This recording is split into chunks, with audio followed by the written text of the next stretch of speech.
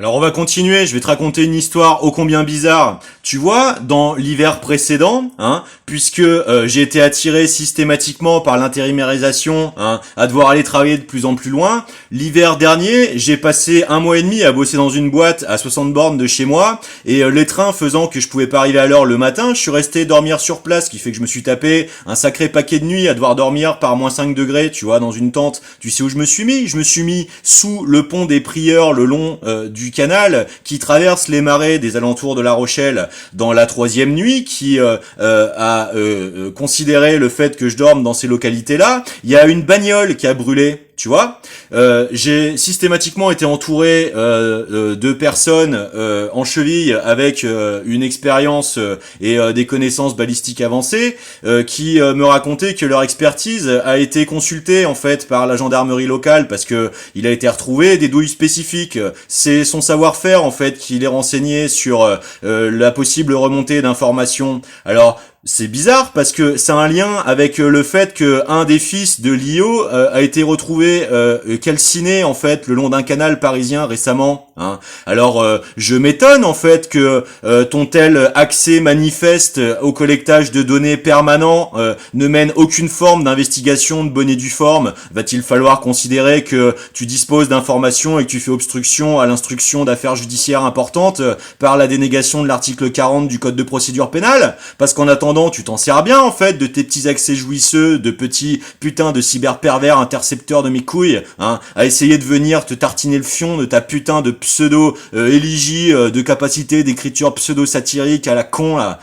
Tu fais quoi en fait à part pourrir la vie des honnêtes travailleurs? Tu fais quoi en fait à part entretenir l'inversion accusatoire systématique d'un petit système en fait, de tentatives de génération, de nouveau générationnalisme, de jeunes premiers, Tu veux que je te raconte 20 ans de tentatives de harcèlement systémique depuis l'accès au pouvoir du sarkozysme? Tu veux que je t'explique comment ça se passe dans la véritable vie des Français? Tu veux que je t'explique les montagnes de données que j'accumule depuis 17 ans sur les étranges résonances interaffaires qui conduisent droit au verrou géopolitique expliquant le bilan catastrophique, de plus de 17 ans de présidence calamiteuse et de choix politiques absolument délétères? Tu veux que je t'explique vraiment?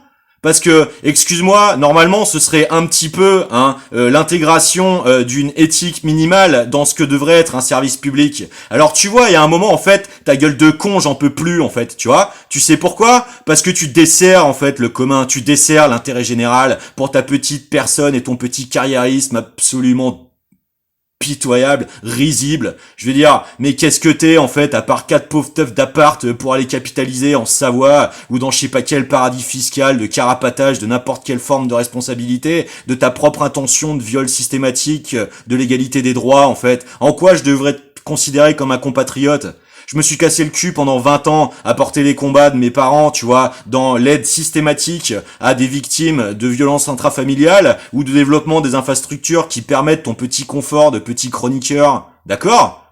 Qu'est-ce qu'il y a comme forme de réciprocité entre nous? Y a rien du tout, mon gars. Tu fais partie d'une horde de petites hyènes interceptrices, de médisants, de moqueurs et de pauvres petits suffisants de merde, qui sont venus casser les couilles d'un mec, qui a pris sur lui pendant 20 ans, pour permettre aux limites de ses potes d'enfance de faire carrière. D'accord? Alors, si tu dois avoir un quelconque jugement sur ma personne, le minimum, en fait, de la compétence serait que t'aies au moins, je sais pas, ne serait-ce que 3 heures et demie de ton emploi du temps de ministre à essayer au moins de te documenter à minima sur les sources que tu te permets d'essayer de maltraiter par tes productions communicationnelles permanentes. D'accord? Tu veux que je continue de t'expliquer un paquet de trucs?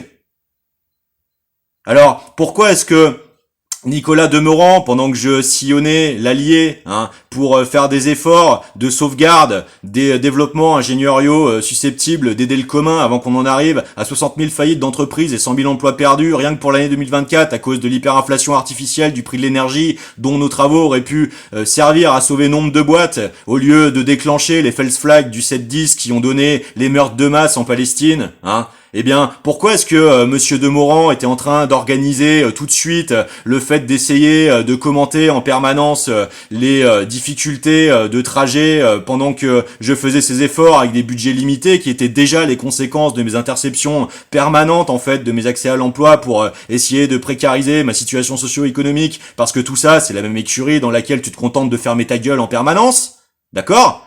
Et je devrais te remercier, je devrais dire, oh là là, quel exercice exemplaire de l'accès aux services publics, on a vraiment bien fait de nommer de tels petits privilégiés. Eh ben non mon gars, tu sais pourquoi? Parce que t'es l'ennemi en fait du peuple français, hein. T'es juste le petit monomaniaque à 3 francs en fait, qui se pâme d'avoir un accès à pouvoir postillonner dans des bonnettes pour essayer de salir des vies gratuitement alors que t'en connais strictement que dalle, parce que c'est tout ce que tu feras jamais de ta vie de merde, d'accord?